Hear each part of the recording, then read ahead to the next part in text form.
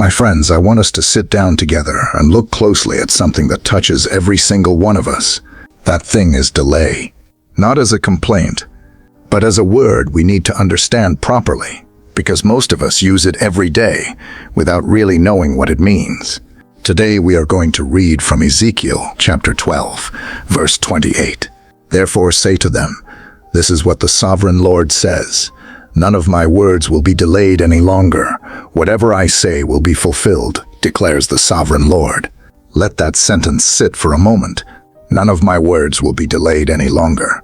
Whatever I say will be fulfilled. That is the declaration we are working from today. Before we go further into meaning, let's understand where this verse comes from. Ezekiel was speaking to a community of people living far from their home. They had heard prophetic words before, words about what God said would happen. But because the fulfillment did not come quickly, a saying had started to spread among them. The saying suggested that the days kept passing, and every vision was coming to nothing. In other words, people had started to believe that spoken words simply lose their power the longer they take to happen. God responded to that belief directly. He told them plainly that his words are not on the same timeline as human doubt. He said whatever he speaks will be fulfilled, and there would be no more delay attached to his word. That is the setting. Now let's talk about the actual subject for today, which is delay itself. I want us to slow down here. Most people use the word delay without ever asking what it actually means. So let's define it properly, in plain language. Delay simply means a gap between when something was expected and when it actually happens. That's it. It is not a judgment. It is not a punishment. It is a description of time. When we say something is delayed, we are really saying, this has not arrived at the point I expected it to arrive. Notice something important there. The word expected is doing a lot of work in that sentence. Delay is measured against expectation. If I did not expect a thing at all, I cannot call its absence a delay. I can only call it absence. But the moment I form an expectation, a timeline in my mind, anything outside that timeline starts to feel like delay. This is worth sitting with, because it means delay is partly a mental measurement, not only an external event. Two people can be looking at the exact same situation. One person calls it delay. The other person calls it process. The difference is not in the situation. The difference is in what each person expected and when. I say this not to dismiss anyone's frustration. Delay is real, and the feelings that come with it are real too. But understanding how delay is measured helps us hold it with more clarity. Now let's go a layer deeper. There is a difference between delay and denial. Denial means something will not happen. Delay means something has not happened yet. These two get confused constantly, and the confusion causes a lot of unnecessary despair. When people experience delay, many of them quietly start treating it like denial. They stop believing the thing will happen at all. They begin building their thoughts around loss rather than around timing. This is one of the most important distinctions we can make today. A gap in time is not the same as a closed door. I want to say that again slowly. A gap in time is not the same as a closed door. Delay does not cancel a word. It simply means the word has not yet reached its point of fulfillment. Let's look again at what God said in Ezekiel. He did not say his plans had changed. He did not say his people had misunderstood him. He said the words would be fulfilled and that the delay attached to them was ending. This tells us something about the nature of a spoken word from God. A word carries its own appointed time. It is not floating without direction. It has a point it is moving toward. When we don't see that point yet, we assume nothing is moving. But absence of visible movement is not the same as absence of actual movement. Let's talk about why people experience something as delay in the first place. There are a few layers to this, and I want to walk through them carefully. The first layer is simple time perception. Human beings experience time unevenly. A day of good news feels short. A day of uncertainty feels long. This is not weakness. It is just how human perception of time naturally works. So part of what people call delay is really their own nervous system stretching time based on emotional weight. The second layer is comparison of internal timelines. Each of us carries private timelines in our minds, mostly built without us noticing. We form these timelines from culture, from family patterns, from what we've seen work for other people, from our own hopes. When life does not match that private timeline, we label it delay. But here's something worth noticing. That private timeline was never guaranteed to be accurate in the first place. It was an estimate, not a promise. So sometimes what we are grieving is not a broken promise from God. It is a broken estimate from our own minds. That's an important difference. The third layer is the actual process something requires before it can be seen. Many things that eventually become visible require unseen preparation first. This is true in almost every area of life, not just spiritual matters. Preparation phases are real, and they are often invisible. Now let's return to the text. God said none of his words would be delayed any longer. I want us to notice the phrase, any longer. This tells us that at some point, there had been a real gap between the word and its fulfillment. God is not denying that a gap existed. He is announcing that the gap is closing. This matters because it tells us something about how God relates to time. He does not pretend delay never happened. He addresses it directly and names its end. This is a teaching point worth holding on to. Being honest about a gap is not weakness. Naming a delay accurately is actually part of moving through it well. Pretending there was never a gap does not speed anything up. It simply creates confusion about what is actually happening. Let's talk now about words themselves, because this verse is really about the nature of a spoken word.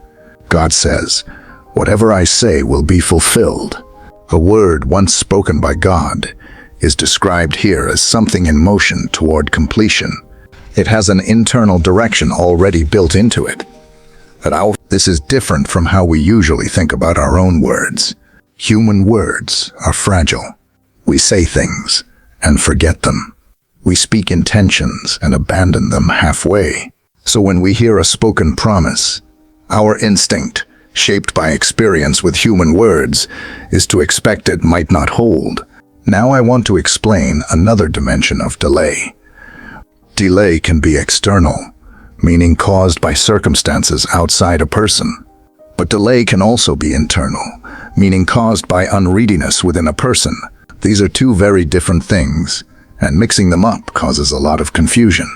External delay might involve people, resources, timing of others, situations that are simply not under one person's control. Internal delay involves something still forming inside a person, some understanding not yet settled, some capacity not yet developed. Both are real, and both deserve honest attention rather than shame. I say this because sometimes people carry unnecessary guilt, assuming every delay in their life is somehow their fault. That is not accurate. Some delays have nothing to do with the person experiencing them. Some delays are shaped by timing that belongs to processes much larger than any one individual. Understanding this distinction removes a layer of unnecessary self-blame that often gets attached to seasons of waiting. Now I want to speak about something a little more personal for a moment. I remember sitting with an older woman in a small gathering some years ago. She was known in that community for her steadiness, the kind of person others went to for counsel. I asked her once what she thought delay actually was. She said something I have not forgotten. She said delay is simply the distance between a decision and its arrival. I asked her to explain further. She said, when something is decided, it does not always show up instantly. There is a distance it must travel, whether that distance is made of time, circumstance, or growth. She said the mistake most people make is assuming that distance means the decision was never made. I found that explanation remarkably simple and remarkably accurate. It reframed delay for me, not as absence, but as distance already being covered. I share that not as a dramatic story, but as a small piece of wisdom that shaped how I now explain this subject to others. Let's talk now about the phrase Sovereign Lord, used twice in this verse. This title emphasizes authority over outcomes. It is describing the one speaking as having the final say over what happens with his own words. This matters in relation to delay, because a lot of the anxiety attached to delay comes from a sense that outcomes are floating around uncontrolled. The title used here places the outcome firmly under intentional authority, not chance. This does not remove the reality of a process. It simply reminds the listener that the process is not random or abandoned. Let's shift now to talk about how delay affects the mind over time, because this deserves honest attention. When a gap between expectation and fulfillment stretches longer than anticipated, the mind often begins to search for explanations. Sometimes those explanations are accurate. Sometimes they are simply anxious guesses, dressed up as conclusions. A person might start assuming they did something wrong. A person might start assuming they are being overlooked. A person might start assuming the whole thing was never real to begin with. These thoughts feel convincing in the middle of a long gap, but they are not automatically true simply because they feel strong. Feelings generated during delay are real feelings, but they are not always reliable interpreters of what is actually happening. This is why understanding delay clearly, the way we've been doing today, is so useful. It gives the mind an accurate framework, instead of letting anxious guessing fill the space. So today, if you are in a season that feels long, I want to acknowledge that plainly. That heaviness is real, and it deserves acknowledgement, not dismissal. Now let's pray. Sovereign God, we come to you today with open and honest hearts. We thank you for your word in Ezekiel 12, verse 28.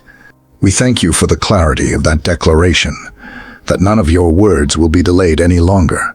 We ask you today to help us understand our own seasons through that same clarity. Where we have confused a gap in time with a closed door, we ask you to correct that thinking in us now. Where we have allowed one disappointment to widen into a belief that nothing ever comes to pass on time, we ask you to restore an accurate framework in our minds. Teach us to distinguish between what has actually ended and what is simply still in process. Teach us to recognize unseen preparation for what it is, rather than mistaking it for absence. We bring before you the specific situations in our lives that feel unresolved right now. We do not pretend those situations are simple or painless. We ask you to meet us honestly in the weight of them. Where there is heaviness, we ask for steadiness in carrying it. Where there is anxious guessing, filling the space of uncertainty, we ask for clear understanding to replace it. We ask that you would help us hold our days with patience that is informed by understanding, not patience that is forced through gritted teeth. We thank you that fulfillment, as described in your word, points toward completeness, not a reduced or worn-down version of what was originally spoken. We ask that whatever has been spoken over our lives would be brought to its complete and intended form.